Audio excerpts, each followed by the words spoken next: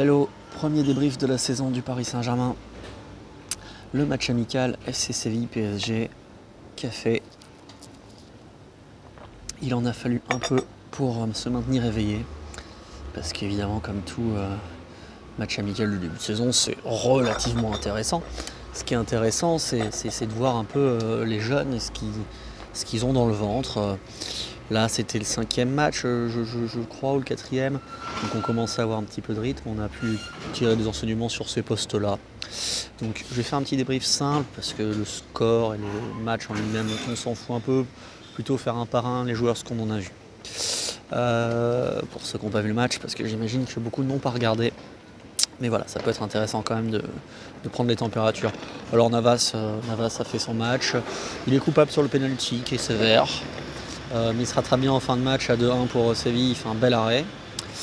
Voilà, donc il rappelle à Donnarumma que le patron c'est lui et qu'il faudra lui piquer sa place. Ça, on va voir comment on va le gérer. Moi je suis d'avis qu'il faille mettre Navas titulaire parce qu'il a tout gagné, que c'est un strum et que Donnarumma est encore un jeune gardien. Mais après il faudra le faire jouer un peu plus de matchs en Ligue 1 quand on faisait Rico, quoi, tu vois, parce que Rico il jouait trop peu. Même si on peut le dire trop souvent, vu les résultats qu'il avait. Voilà.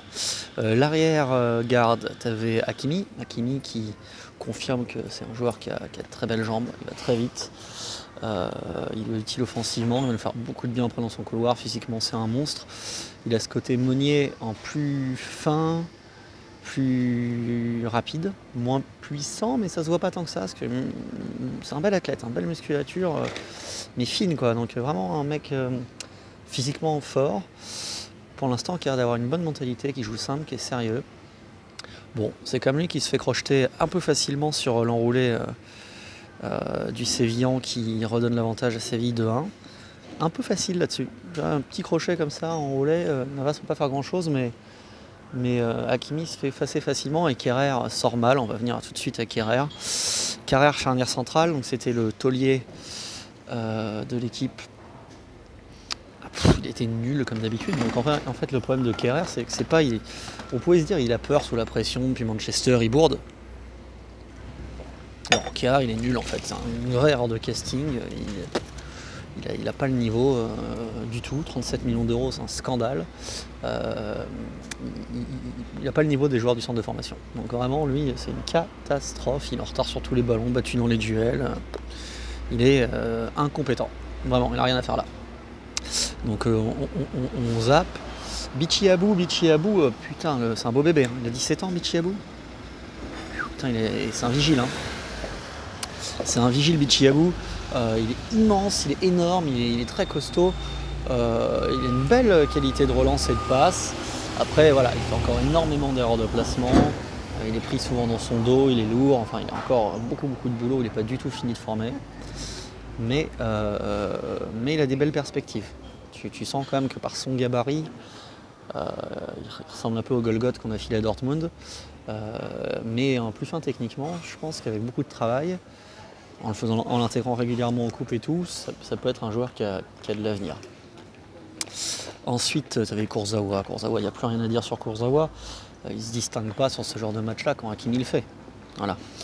Donc Kurzawa c'est comme Kerrer, ça n'a pas le niveau. Faut que ça dégage, ça n'intéresse personne.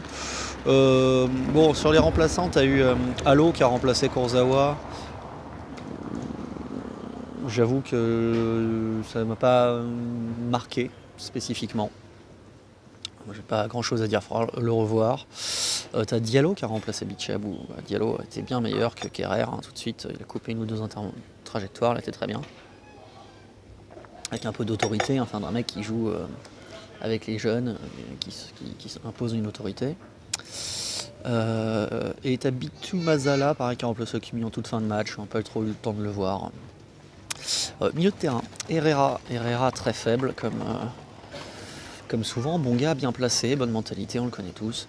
Mais bon, tu vois, quand Michu rentre à la 63e minute, il fait plus sur une demi-heure. Alors contre des Sévillans qui commencent à faire tourner aussi, qui fatiguent, patati patata. Mais Michu, il prend la balle, il joue vers l'avant. Alors il est petit, il n'a pas beaucoup d'impact et tout ça, mais je le trouve supérieur à Xavi Simons.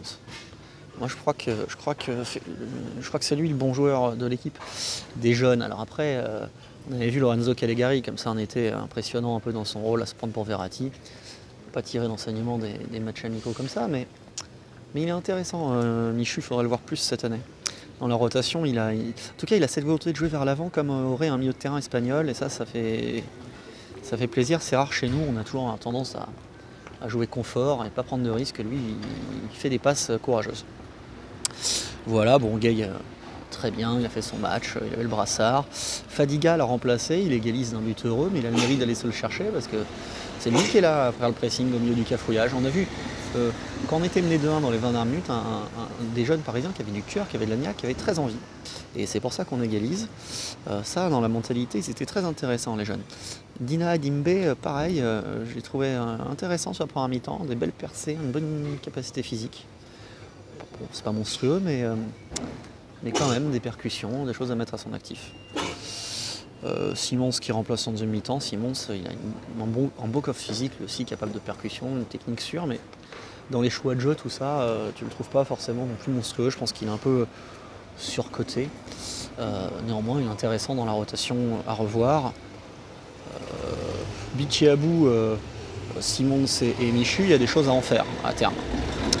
Je pense que Naguera, Fadiga, c'est un chouille en dessous. Après, bon, bah, tu as Draxler, ça sert à rien.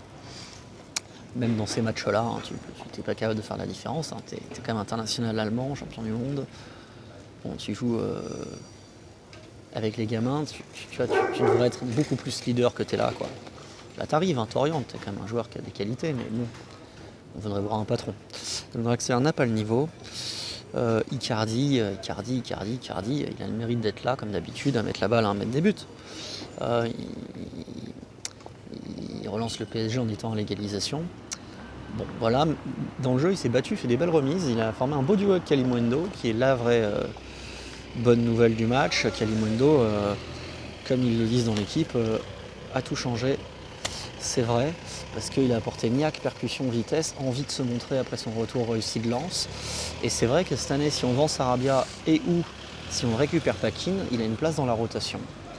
Il n'a pas la puissance de Kean, il n'a pas la finesse de Sarabia, mais il a un bon mix entre les deux. Il va vite, il percute. Il a quand même une technique relativement juste et surtout, il a très envie. Donc voilà, écoute, le 2-2 un peu heureux. Hein. On répond avec une but de chatte à la 88e minute qui répond un beau 2-1 des Sévillans enroulés. Tout ça, bon, dans le jeu, en vrai, en première mi-temps, on est mené 1-0, c'était un peu injuste, on était meilleur. Donc ça me semble assez juste, voilà. Rien de plus à dire sur ce match amical, mais ça faisait plaisir de revoir le PSG.